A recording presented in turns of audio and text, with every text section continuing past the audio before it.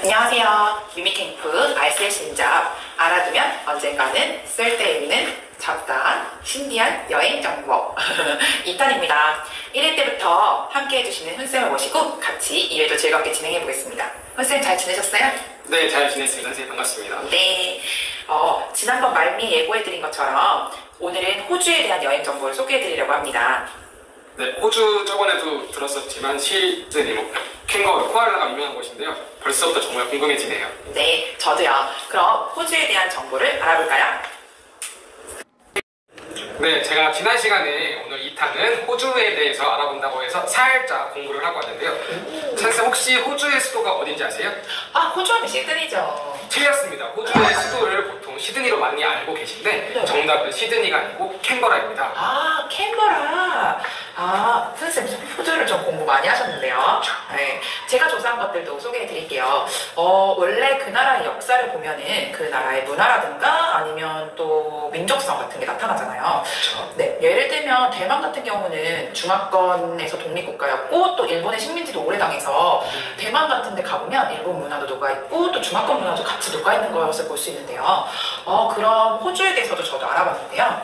1770년경에 영국의 어떤 여행가가 동쪽 해안을 탐험하다가 이 호주라는 지역을 발견하게 된 거예요. 그래서 영국이 호주를 나중에 점령하게 되는데요. 그때 그 발판이 되었다고 합니다.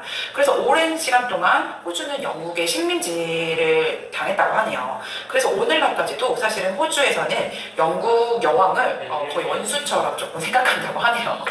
새로운 걸 또 알게 됐네요. 그래서 그런지 호주 국기 보면은 한쪽에 영국의 국기 모양이 있는 것 같은 게 지금 딱 생각이 난 것 같아요. 맞아요. 그런 부분이 또 그게 있었네요. 자, 역사적인 부분은 이렇게 짧게 하면 본격적인 여행 소개를 해볼까요? 자, 첫 번째로 제가 호주에 대한 아주 기본적인 정보부터 알려드리고 갈게요. 아까도 얘기를 했었지만 호주의 수도는 시드니가 아니라 캔버라이고요. 네, 그리고 호주에서 사용하는 언어는 영어를 쓴다고 합니다. 네, 그리고 특별하게 호주에는 썸머타임이라는 게 존재를 한다고 하는데요. 천연성 씨 알고 계셨나요? 썸머타임? 썸머타임? 뭐 여름 시간? 뭘까요? 저도 이번에 조사를 하면서 조금 알게 된 건데요. 기본적으로 우리나라와 호주는 시간차가 1시간이라고 하는데 썸머타임에 해당되는 기간에는 우리나라와 호주가 2시간 차이가 난다고 합니다. 근데 이 썸머타임은 썸머라고 해서 여름이 아니라 10월 마지막 주부터 해서 3월 첫째 주까지로 해서 그 기간 동안만 우리나라와 호주의 시간 차이가 딱 2시간이 차이가 난다고 해요. 원래는 그러면은 한국에 있을 때는 만약에 한국이 10시면 호주는 11시인데 썸머타임 기간에는 한국이 10시면 호주는 12시가 되는 거예요. 그렇죠. 그렇게 되는 거죠. 네. 썸머타임에 대해서는 이 정도만 알려드리고 자세한 친구들은 인터넷을 검색해 주시면 감사하겠습니다. 자, 이번에는 제가 그 외에 부수적인 것들을 좀 소개해 드릴게요. 일단 호주에 가시려면 비자가 필요한데요. 그 비자가 관광 비자가 ETA라는 관광 비자를 받아야 합니다. 이거는 전자 관광 비자인데요. 온라인으로도 신청이 가능하고요. 자세한 정보는 외교부 사이트나 아니면 검색을 해보시면 또 나오실 거예요. 그래서 무비자는 아니기 때문에 호주에 여행을 가기 전에는 반드시 전자 비자를 발급해 주시고요. 그리고 제가 중요하게 생각하는 부분이 하나 있어요. 여행할 때. 핸드폰도 충전해야 되고 또 가게 되면 뭐 여러 가지 사진기도 충전하고 카메라. 드라이기도 써야 되고 또 여러 가지 뭘 쓰게 되잖아요. 그쵸. 그래서 저는 충전 부분을 되게 중요하게 생각하거든요. 그래서 전자 콘센트 부분인데요. 호주는 240에서 250V 정도를 사용하는 거거든요. 한국은 220V잖아요. 220V 죠. 네. 그래서 호주 같은 경우는 3구짜리 3가지 꼴찌로 되어 있는 3구짜리 볼트를 사용해요. 그래서 뭐 어려운 친구들은 그냥 멀티탭을 준비해서 가시면 호주 전용이 되어 있는 멀티탭을 공항에서 사거나 아니면 미리 사전에 구입을 해서 호주 여행 갈 때 사용하면 좋을 것 같아요. 찬쌤이 디테일한 부분도 짚어주고 있어요.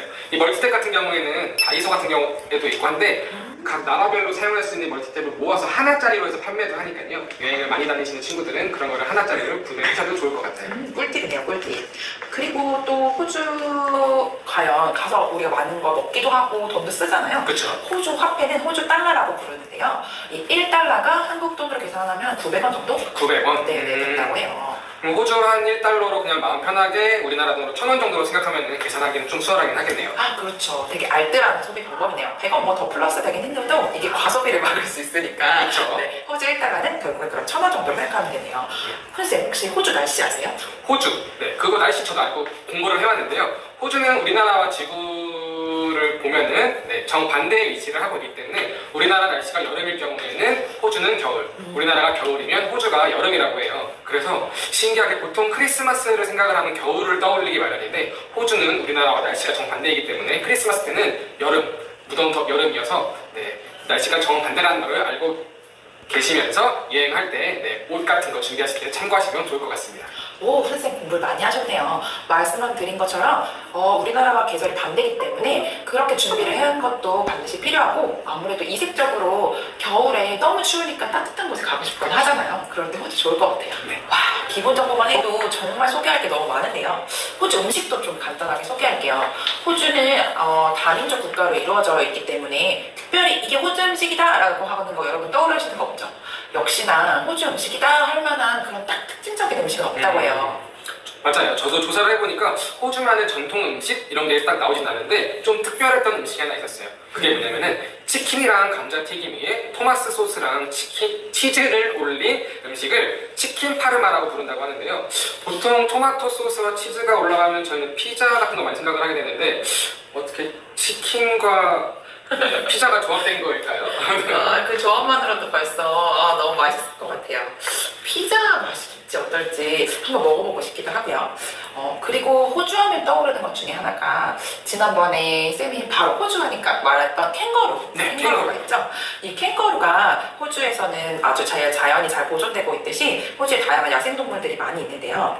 심지어 그 애들레이드라고 하는 지역이 있는데요. 거기에서 비행기로 한 30분 정도 타고 가면 캥거루 아일랜드라는 곳이 있다고 합니다. 이름이 캥거루 아일랜드예요? 네, 맞아요. 이름이 캥거루 아일랜드고요. 바다사자 무리들이 해변에 막 이렇게 있을 정도로 아주 자연이 보호가 잘 되어 있고 대자연에 그리고 특이한 기야 모양의 기암층, 절벽 같은 것들도 많은 곳이에요. 잠깐 사진 한번 보실래요? 캥거루 너무 귀여운 거 아닐까요? 이게 바로 캥거루 아일랜드의 전경이에요. 엄청 멋있어요. 사진만 봤을 때는 진짜 지금이라도 바로 가고 싶은데요. 이거는 보세요. 바다사자들이 이렇게 해안가에 그냥 널브러져서 선탠하고 있는데 근데 제가 바다사자를 잘못 알고 있었나 봐요. 저는 바다사자가 왜 이빨이 이렇게 있는 거를 생각했어요. 그거 바다 표범입니다. 바다 표범이구나. 저도 사실 동물을 잘 몰라요. 동물의 세계를 좀 더 공부를 해봐야겠습니다. 그러면 본격적으로 호주의 3군데의 좋은 장소, 추천 장소를 제가 소개해드릴게요. 본격적으로 알아가는 시간이네요. 네. 일단 시드니 쪽은 뭐 우리가 수도라고 생각할 만큼 많이 알고 있고 또 검색하면 여행 정보들이 많이 나오기 때문에 시드니 외적인 곳 3곳을 소개해드리겠습니다. 미미 캠프에서는 이렇게 사람들이 잘 모르는 곳을 좀 소개해드리려고 하는데요. 그 첫 번째가 그레이트 오션 로드라고 합니다. 그레이트 오션 로드. 네, 여기는 죽기 전에 꼭 가봐야 할 호주 관광지라는 타이틀을 가진 곳인데요. 죽기 전에 꼭 가봐야 할 관광지. 벌써부터 끌리는데요. 관심이 막 생겨요. 네, 한번 준비한 사진 전에 보시겠어요? 이거 완전 절경 아니에요? 절경? 너무 멋있죠. 여기가 바로 멜버른 도심에서 차로 한 30분 정도 가면 있는 곳이라고 하는데요. 여기가 파도에 의해 침식된 바위들이 절벽 그리고 굴곡을 일러서 해안선을 이렇게 만들었다고 합니다. 특히 이 절경 중에서 가장 유명한 곳이 이 바로 보이는 12사도 상 바위들이 있는 곳인데요. 바위가 12개가 따로따로 떨어져서 이루어져 있어서 그 크리스찬들의 예수의 12사도라는 별명에서 이름을 따왔다고 합니다. 근데 안타깝게도 지금 현재 8개밖에 남지 않았다고 해요. 그럼 4개는 또 파도에 의해 침식된. 네, 자연현상에 의해서 아주 부식되거나 침식되어서 없어졌다고 하네요. 이렇게 바닷가 절벽의 기이한 모습들을 산책할 수도 있고요. 근데 이 사진은 네. 약간 혹시 드라마에 네. 그 송중기와 송혜교가 나왔던 태양의 후예 나왔던 곳인가요? 정말? 그렇진 않은데요. 비슷하게 그런 느낌이 생겼어요. 나요. 네. 그런 느낌이 나는 곳이에요. 송혜교가 실신해서 송중기가 맞아요. 그런 느낌이 네. 나는 곳이에요. 진짜 이색적인 해안가를 산책할 수도 있고요. 아주 멋있다고 합니다. 정말 꼭 한번 가보고 싶어요. 그러면 그레이트 오션 로드에 이은 두 번째 추천 장소입니다. 바로 울룰루 지역인데요. 울룰루 지명이 좀 특이한데 약간 원주민들이 지르는 우가자가 같은 울룰루 같은 느낌인데요. 맞아요. 훈쌤 역시 잘 알고 있군요. 이건 호주 원주민들의 언어로 그늘이 지닌 장소라는 뜻이 있다고 하는데요. 이곳은 세상의 중심이라고도 부르기도 하고요. 지구의 배꼽이라고 불리는 세계 최대의 바위가 있는 곳이라고 합니다. 사진 한번 보시겠어요? 약간 진짜 아프리카 벌판 같기도 하면서 한가운데 이런 웅장한 바위일까요? 오래 같기도 하고 되게 아름다운데. 네, 맞아요. 제가 조사를 해보니까요, 이 호주 중부 사막지대가 있는데요. 그 사막지대 가운데, 한가운데에 위치하고 있어요. 이 울룰루의 바위 같다고 말하는 곳은 바로 정말 진짜 바위인데요. 높이가 348m, 그리고 지름이 3.6km. 그래서 거대한 붉은색 돌의 바위이고요. 여기는 유네스코가 세계 자연문화유산으로 지정한 곳이기도 하고요.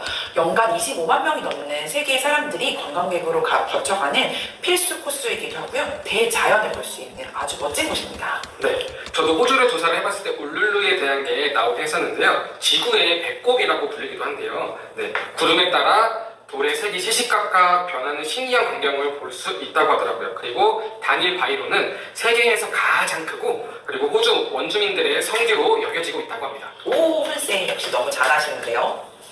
네, 이런 곳에서 텐트 하나 이렇게 쳐놓고 비박 캠핑하면 또 재밌을 것 같은 느낌이 드네요. 너무 멋있을 것 같아요. 역시 훈쌤 여행을 즐길 줄 아시는 분이네요. 이런 세계 자연문화유산 선택된 곳은 꼭 가봐야 될 것 같아요. 마지막 세 번째 추천 장소입니다. 바로 로트네스트 아일랜드입니다. 지난번 호주 얘기를 하면 바로 캥거루가 떠오른다고 했는데요. 캥거루 외에도 호주에는 다양한 야생동물들이 많이 살고 있는데요. 그 중에서 혹시 선생님 쿼카라고 아세요? 쿼카는 호주 하면 캥거루, 그 다음에 코알라를 많이 들어봤는데 쿼카는 처음 들어보는데 쿼카 그게 뭐죠? 아마 사진을 보시면 바로 아실 거예요. 사진 한번 보시겠어요? 이 입꼬리. 네, 맞아요. 일명 세상에서 가장 해맑은 동물로 유명한 거죠. 너무 귀엽죠? 그쵸. 네. 이거 옛날에 인터넷에서 제가 좀 유명한 짤을 본 적이 있는데 네, 친구들도 보시면 딱 보시면 알 거예요. 이 귀여운 사진. 이거 말고도 또 하나 유명한 게 있는데 이거 딱 보시면은 네, 너무 귀여워서 사람들이 이 웃는 모습을 따라하면서 찍은 사진을 보면은 알 수 있으실 거예요. 네, 맞아요. 쿼카가 셀카를 잘 찍는 동물로도 유명한데요. 이 쥐 같은 모양이어가지고 사람들이 다 쥐가 아닐까라고 생각을 하는데 사실은 이 쿼카는 캥거루의 일종이라고 해요. 쿼카가 쥐가 아니라 캥거루일까요? 저는 캥거루도 아직도 이게 자꾸 잡다한 얘기가 나오는데 인터넷에서 이렇게 근육이 울그락불그락한 캥거루만 많이 봤지 이런 작은 캥거루가 있을 거라고 생각도 못했네요. 쿼카가 캥거루과의 일종이라는 가장 큰 포인트는요. 바로 캥거루 하면 뭐가 있을까요? 배에 주머니. 맞아요. 쿼카도 주머니가 있어요. 이렇게 조그만데도 배에 주머니가 있어서 새끼를 낳으면 주머니에다가 넣고 키운다고 하네요. 그러면 그 조그만 쿼카에 또 주머니를 쓰는 더 작은 또 쿼카가 있겠네요. 네, 얼마나 귀여울지 모르겠네요.